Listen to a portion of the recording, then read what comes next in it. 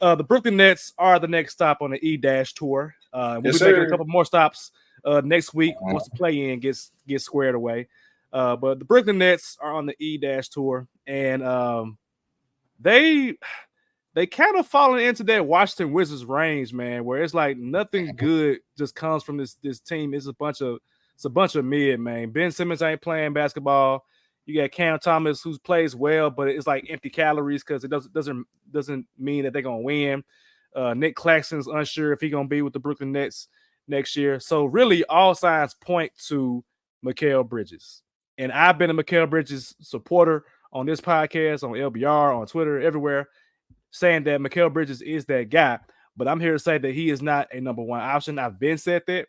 I say he's a great number 3 option. Can be number 2 if you need to be number 2, but having him as your franchise player is not the case.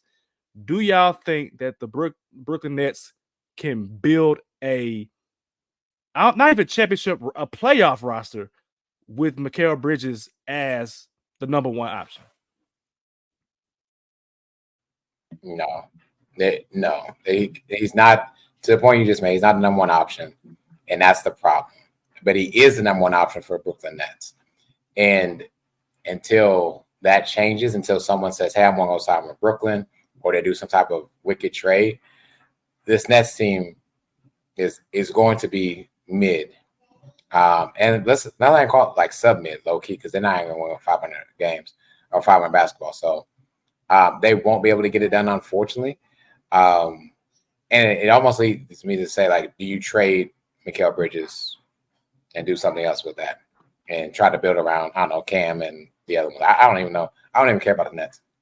They don't have good players. I mean, they got good players, but they don't have like a team. Like it's like you got this guy that can get buckets. You got this guy that will he play? Won't he play? Nick Claxton, this guy, he might not be here next year, and you don't have a coach. So it's just like it's a bunch of bullshit. Bomb it up. Yeah, bomb it. But go ahead. I'm sorry. Go ahead, too. When you talk about Mikal Bridges, you talk about 20, 23 points a game, 82 games, literally 82 games a season, because that's what Mikal Bridges is. Is he, to answer your question, because you asked the number 1 option? No. But a second option, yes.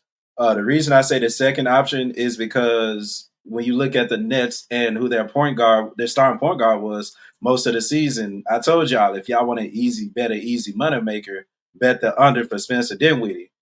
You know what I'm saying? Like, granted, it's money, but if you look at the numbers wise, if I got a point guard that's not producing numbers wise, then how's that helping me as a team? And Cheetah, you literally took the words right out of my mouth. Like, they're just a bunch of players. They're not a team. So if my point guard is underperforming, everybody else theoretically is underperforming. So one, you have to start at getting the point guard on the Nets. That's number 1. Or I guess it may be number 2 after we talk about coaching. What is Kenny Atkinson doing? You may want to call him back and get him back there. But if you got Mikal and a starting point guard, I can see them getting to your answer. To your question, back in the play-ins. I can, honestly. But the questions are, who's going to be on a roster? Nick Claxton may be gone.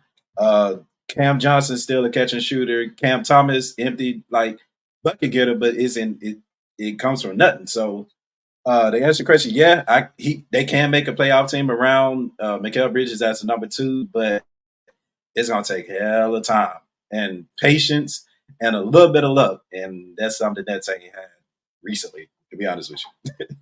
Like, even Kevin Durant, big ass toe. Like, that's luck. That literally changed the whole trajectory of the Nets. That shot changed the whole trajectory of the Nets. If they would have won this series, big ass toe. Who's in Milwaukee? They're playing Milwaukee. Yeah, they're playing Milwaukee. They was going back, and Milwaukee won that year. Now, they won that year. So this is like, man. And Kyrie was hurt too. Yep. And James Harden was hurt too, by the way. Barely. 50-50. But it's hard in the playoffs. So I mean, I think they're gonna have to trade Mikal Bridges because his value, like after this year, is going to go down. It's going down. Last year, it was iron hot. You got 4 first-round picks for Mikal Bridges, which, I mean, first-round picks ain't the greatest thing in the NBA compared to like the NFL, for example. but like that's an asset that you can move for something else, something younger. Because I think Mikal like what 25, 26. He about to hit his prime, but you know your clock is not on the same page with him, with the team you got around. You got Ben Simmons who can't play, Cam Thomas who's decent, but he's not a starter. You know what I'm saying? So with Mikal, it's like you almost need to trade him for something to get anything back. You still can get value for him, not as high as last year, but I think you got to do something this year because, I mean, clearly he don't want to be there. He want to be in New York with Brunson and Josh Hart and DiVincenzo, his Villanova brother. But he won't be there. He don't want to be in Brooklyn, so he kind of just stuck there. So move off from Mikal Bridges, in my opinion. They won't do it, obviously, but I think they should for the betterment of their long-term success. That's what they got to do.